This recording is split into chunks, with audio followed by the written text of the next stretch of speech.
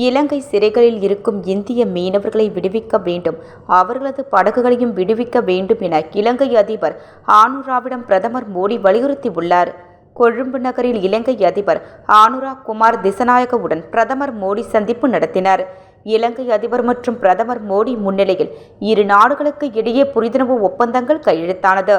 பின்னர் பிரதமர் மோடி பேசியதாவது: இந்தியாவிற்கும் இலங்கைக்கும் இடையே பல நூற்றாண்டுகள் பழமையான ஆன்மீக மற்றும் நெருக்கமான உறவுகள் உள்ளன.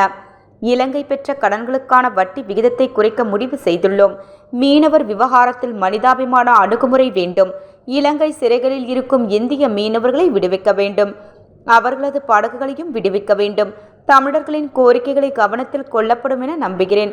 பயங்கரவாத தாக்குதல், கொரோனா, பொருளாதார பிரச்சனையில் இலங்கை தவித்த போது இந்தியா துணை நின்றது. இலங்கை அதிபராக அனுரா குமார திசநாயக பதவியேற்ற பின் முதல் வெளிநாட்டு பயணமாக இந்தியாவை தேர்வு செய்தார். இலங்கையில் உள்ள தமிழர்களுக்கு 10,000 வீடுகளை இந்தியா கட்டி கொடுத்துள்ளது. இலங்கையில் உள்ள 3 கோவில்களை சீரமைக்க இந்தியா உதவும். இவ்வாறு பிரதமர் மோடி பேசினார். இந்திய பாதுகாப்பு அச்சுறுத்தல் தரும் வகையில் எந்த செயலும் இந்த மண்ணில் நடக்காது.